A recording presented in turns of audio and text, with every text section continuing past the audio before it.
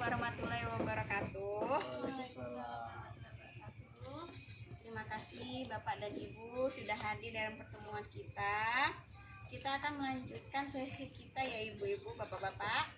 Tapi sebelum kita mulai acara, untuk memperlancar acara ini, mari kita mengucapkan basmalah.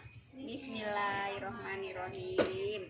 Nah, selanjutnya kita akan memulai kembali langkah 2, yaitu merencanakan hutang dengan hati-hati. Ibu-ibu, bapak-bapak suka nonton film kan? Suka.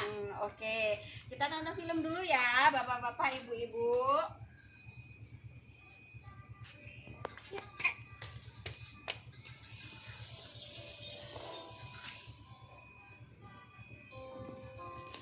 Untung saja kita punya kartu jam Kesmas ya nak. Jadi biaya rumah sakit bisa gratis. Ada obat tambahan yang tidak ditanggung jam Kesmas, Bu. Harus kita beli sendiri. Harganya 400.000 lebih. Hah? Ongkos untuk bawa Agus ke sini juga belum dibayar. Kalau dijumlah semuanya jadi 500 ribuan, Pak. Ya Tuhan.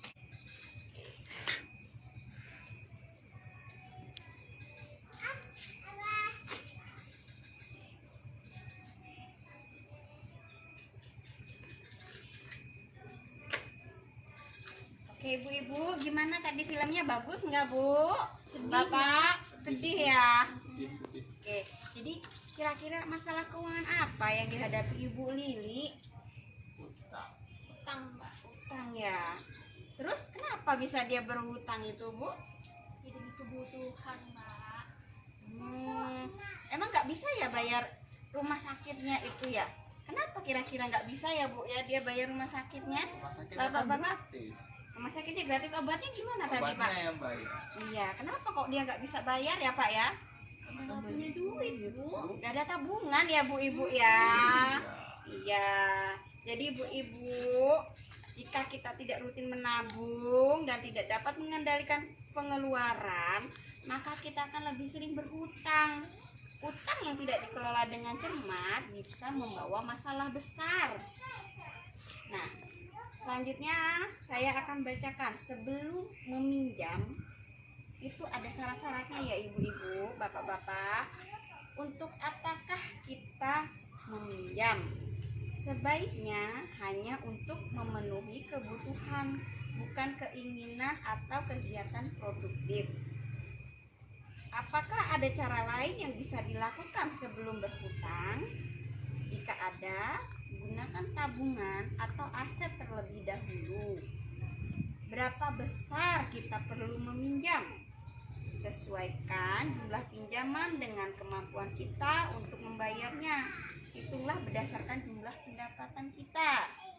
Selanjutnya, bagaimana kita dapat membayar kembali pinjaman? Sesuaikan waktu pengembalian pinjaman dengan pola pendapatan kita, tetap atau tidak, musiman atau tidak, dan lain-lain. Selanjutnya, kemanakah kita dapat meminjam? Bandingkan tempat-tempat meminjam yang ada. Carilah tempat meminjam dengan total pengembalian yang paling murah. Mari Ibu Lili mengolah hutang. Coba dibuka buku pintar halaman 62, ibu-ibu, bapak-bapak. Di situ ada lembar cerita 2A, menghitung mahal murahnya hutang. Coba Ibu Riri bacakan paragraf pertama. Yang mana ya Bu ya? Udah malam sih Bu. Ini ya Bu ya, yang di atas ya Bu. Suatu hari anak Ibu Lili yang bernama Agus sakit demam berdarah. Ibu Lili membutuhkan uang 500.000 untuk membayar tambahan obat dan biaya transportasi. Pak Rusli baru saja mulai mengerjakan borongan pembangunan rumah selama 4 bulan. Sementara Ibu Lili baru mulai mengumpulkan uang karena musim panen sudah tiba. Dengan demikian, Ibu Lili terpaksa harus segera mencari pinjaman. Apakah Ibu Lili boleh mengambil pinjaman? Gimana bapak-bapak, ibu-ibu, boleh tidak? Enggak boleh. Anaknya sakit. Oh iya, anaknya sakit. Ya boleh aja sih Bu. Sebenarnya boleh. Cuman ya itu kan dia enggak. Oke, di sini kan boleh kita berhutang karena itu kan untuk kebutuhan loh, bukan untuk produktif yang lain gitu kan. Nah sekarang kita akan ada latihan-latihan ya ibu-ibu ya di situ. Di bawah itu nanti tolong dibacakan ya. Ibu Riri dulu, nanti gantian dengan Bapak ya. Baca ya Bu ya. Ya. Ibu Lili 1. Ibu Lili datang ke bank pasar. Menurut petugas di sana, ia bisa meminjam uang, namun harus mencicil pengembaliannya selama 10 bulan sebesar 50.000 per bulan, ditambah bunga 10.000 per bulan. Selain itu, ia harus menyerahkan sertifikat tanah atau kendaraan bermotor. Ia tidak punya keduanya. Nah, sekarang ibu-ibu lihat ke sini ya. Tadi apa syaratnya ya ibu-ibu? Bapak-bapak, apa syaratnya tadi dari cerita tadi? Punya sertifikat tanah, Mbak, Sertifikat tanah atau motor. atau motor ya. Lalu lama pengembaliannya berapa lama ya? 10 bulan. 10 bulan. Lalu total pengembaliannya berapa, Bu? 50 tambah 10 jadi 60.000, Mbak. 60.000 per bulan. 50 plus 10 Per bulan.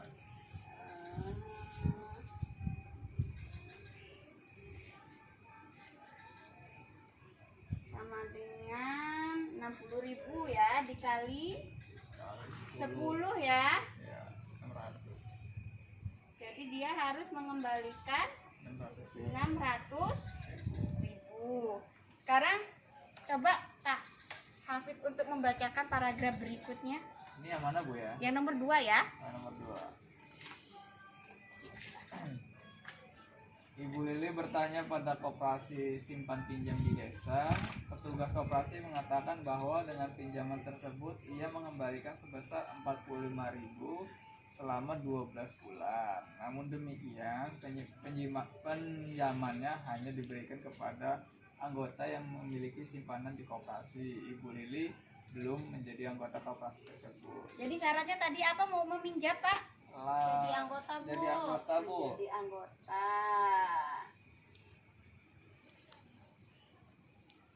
Ini nomor 1 ya, ini nomor 2. Lama pinjaman tadi berapa bulan ya Pak? 12 bulan. Total pengembaliannya berapa tadi?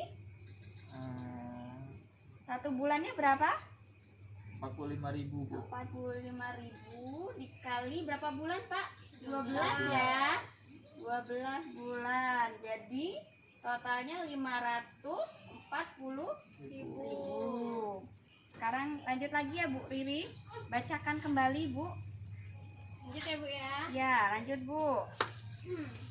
Ibu Lili bertanya pada salah seorang tetangganya yang biasa meminjamkan uang. Ia bisa mendapatkan pinjaman tanpa jaminan. Untuk pinjaman 500.000, ia hanya akan menerima uang 450 karena dipotong biaya di awal 50.000. Kemudian ia harus mencicil pengembalian sebesar 30.000 per minggu selama 20 minggu. Oke, kita hitung sama-sama ya Bu. Bapak, tadi syaratnya apa ya? Gak ada syarat, Mbak. Nggak ada ya, nggak ada. Terus lama pengembaliannya berapa lama ya Bu? 20 minggu. 20 minggu. Lalu total pengembaliannya berapa ini? Berapa ini ya, Mbak? Bener 30.000 tadi. per Nggak minggu. cabut. 30.000. Ya, dapat yang kuat. 20.000 kali 20 ya ibu-ibu. Hmm, 30.000 dikali 20. 600.000, Mbak. Ditambah tadi potongannya ya ibu-ibu ya. Oh iya, lupa saya, Mbak. Ditambah potongannya 50.000. Jadi totalnya 650.000. Oke, selanjutnya ya Pak, kita baca ke Yang terakhir ya. ini ya Bu ya. Ya nomor 4 ya Pak ya. Ibu Lili bertanya pada kelompok arisan yang diikutinya. Untuk dapat meminjam, Ibu Lili harus handphonenya memiliki tabungan jatuh. setengah dari jumlah pinjaman Ya, yang kalau diperlukan. handphonenya jatuh. Tabungan Ibu Lili sebenarnya tidak mencukupi, namun atas kebaikan hati dan kesepakatan anggota arisan, Ibu Lili bisa meminjam 500.000 untuk kebutuhan daruratnya tersebut. Untuk itu, ia harus mengembalikan sebesar 550.000 dalam tempo 4 bulan. Oke, jadi syaratnya tadi harus apa Pak? Memiliki tabungan ya Pak ya, karena kan dia tadi nggak cukup tapi boleh ya Pak ya. Boleh. Oke, terus sama pengembaliannya berapa bulan? 4 bulan. 4 bulan. Total pengembaliannya jadi berapa ya Pak ya? 550. 550.000. Jadi sebaiknya Ibu Lili berhutang kemana yang kalau seperti ini ya Pak ya? Yang paling murah yang paling mana ini ibu-ibu, bapak-bapak? Koperasi. Tapi Bu Lili ini kan belum jadi anggota ya? Iya. Daftar dulu lah. Daftar dulu dong. Gak bisa langsung dong ya bapak-bapak ibu-ibu. Jadi alternatif kedua yang mana? Nomor 4. Yang ikut pinjam arisan ya? Iya. Oke. Jadi kita harus mikirin ya. Kita harus pikirkan gimana pola untuk pengembaliannya. Sesuaikan juga jumlah dan pola pendapatan kita, ibu-ibu, bapak-bapak.